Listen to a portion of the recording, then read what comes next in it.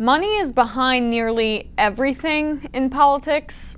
Under this current government, which is rife with corruption, you'd be hard-pressed to find a policy position that isn't influenced by money.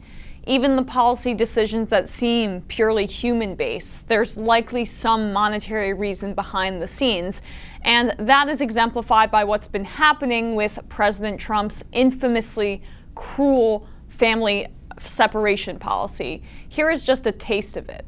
As new federal policies greatly expand the number of migrants held in detention, it is also becoming clear that some of the players in this billion-dollar industry have particularly strong ties to the Trump administration.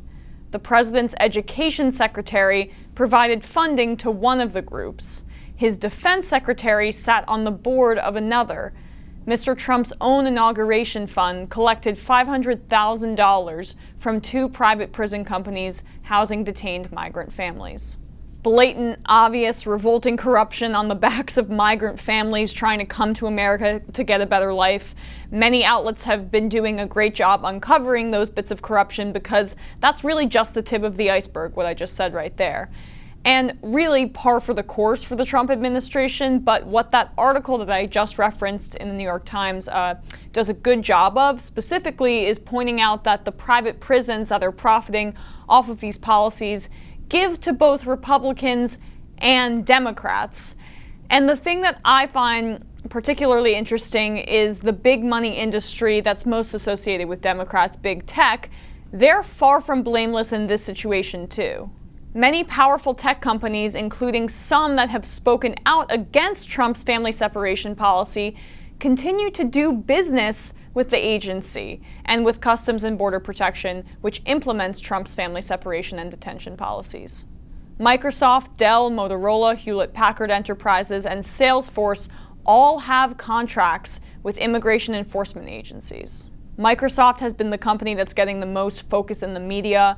100 of its employees wrote an open letter to their employer in the New York Times asking Microsoft to cancel its ICE contracts, saying that they refuse to be complicit.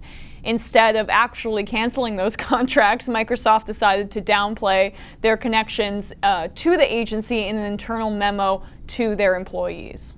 I want to be clear, Microsoft is not working with the U.S. government on any projects related to separating children from their families at the border.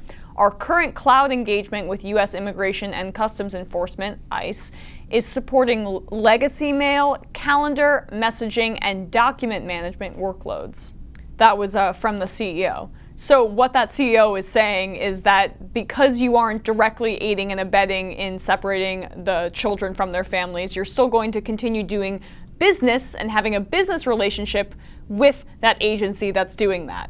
An agency that has a history of human rights abuses dating back to its very recent creation date. It's just more empty words from these big tech corporations that love to say liberal things in public, but in private, it's their bottom line, like any corporation.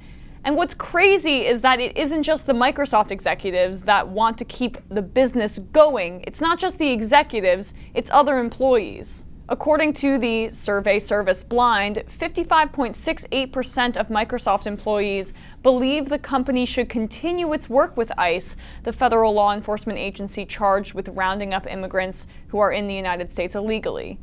Fewer than 22% believe the company should sever ties with ICE, according to the survey, while nearly 23% said the contract should continue, but only under new conditions, which were not specified.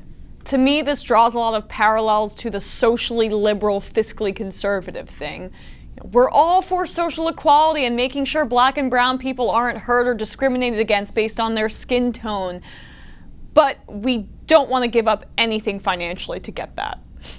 It's an argument I hear from my conservative friends who live on the East Coast all the time. And frankly, it's an argument that has pervaded the Democratic Party for far too long.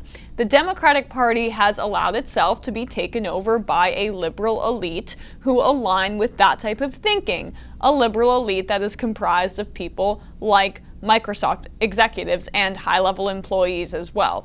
Executives and employees who want equality so long as it doesn't touch their bottom line. And those corporations that spout out empty words of social equality with zero economic changes aren't just running in circles with these politicians, they're funding them. Since 1990, Microsoft specifically has spent $42 million on donations, political donations, and over $158 million since 1998. Their political donations have gone to both parties, but more so Democrats. And I think that the philosophy that was exemplified by their unwillingness to give up those contracts has infected the Democratic Party. This is not to make it about the Democrats, who really have been strong in their opposition to this policy. The media has been good too. It really is more to show how pervasive money in politics is. Microsoft isn't making a strong stance on getting rid of these government contracts because it affects their bottom line, their shareholders. It's gross, but it makes logical sense. They're a corporation. But what doesn't make sense is to have government servants beholden to corporations and that philosophy. Because when corporations are people that are, by definition, amoral, having an unbelievable influence on our political process, it makes our government equally as amoral.